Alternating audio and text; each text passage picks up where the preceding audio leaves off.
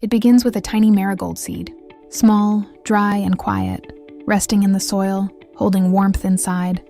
No color yet, no fragrance yet, just promise. When water touches the earth and sunlight warms the ground, the seed awakens. A thin green sprout pushes upward, learning how to stand. Leaves open wide, drinking light, growing stronger each day. The marigold plant does not rush. It grows sturdy, resilient, unbothered by heat or heavy rain. Then one morning, buds appear, round and tight, holding golden light inside. Slowly, they open into bright orange and yellow blooms, glowing like small suns in the garden. The marigold has arrived, but this flower is more than beauty. In the garden, marigolds protect other plants. Their roots help keep pests away. Their presence supports balance in the soil. In homes, marigolds bring warmth and positivity. Their color lifts moods. Their fragrance feels grounding. In festivals and traditions, marigolds become sacred, woven into garlands for celebrations, used in puja and prayer as offerings, decorated around doors, temples, and stages, symbolizing purity, joy, protection, and new beginnings. Hands gently harvest the flowers at dawn. Baskets fill with golden blooms. At markets, marigolds glow in piles, ready to travel from fields to festivals, from farms to homes. They decorate weddings.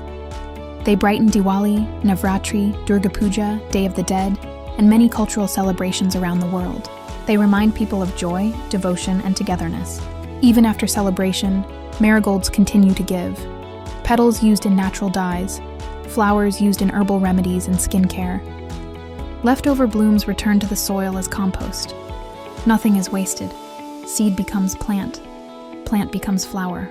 Flower becomes celebration. Celebration becomes connection. And when the season ends, the marigold drops seeds back into the earth, quietly preparing for the next cycle. The marigold teaches us something simple and powerful. Bright things don't need to be loud. Beauty can serve a purpose. And even a single flower can carry tradition, healing, and joy across the world. From one seed to 1,000 celebrations, the marigold blooms again and again. It begins with a single grain of rice. Small, smooth, unassuming. Resting in a farmer's hand, it carries no noise, only promise. The grain is placed into water-kissed soil. Rice does not grow alone. It grows with water. Flooded fields shimmer under the sun, reflecting the sky as if the earth itself is breathing. The seed awakens. Roots anchor gently into the mud, holding firm. Slender green shoots rise above the water, bending but never breaking. Rice learns resilience early, moving with wind, rain, and time. Fields turn emerald green. The plants stand together, not competing, but supporting one another. When flowers appear, they are modest and pale, easy to miss, yet essential. From each flower, grains form slowly, patiently filling with nourishment. Months pass. When the rice turns golden, farmers know it is ready.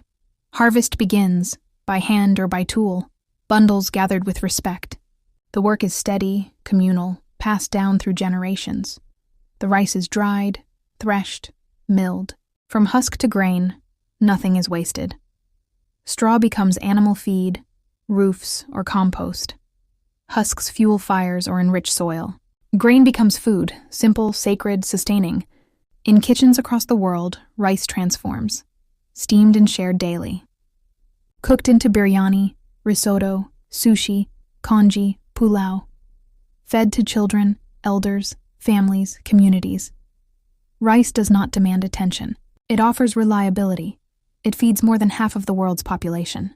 It brings people together at one table, across cultures, languages, and borders. At markets, sacks of rice travel from farms to towns, from countries to continents. Livelihoods grow. Traditions continue. Survival becomes stability. And still, a portion of rice is saved. Not to eat, but to plant again. Because rice teaches us this. Strength can be gentle. Abundance can be shared. And something small can support the entire world, every single day. From water and soil, from seed and sun, rice continues its quiet work, feeding the world, one grain at a time. It begins with a tulsi seed, tiny, dark, almost invisible against the soil. Placed gently near a home, it is watered with care. Tulsi does not grow in fields alone. It grows close to people. It listens to prayers, footsteps, laughter, and quiet moments. When the seed awakens, 2 small leaves appear, soft, fragrant, alive. The plant grows steadily, never rushed.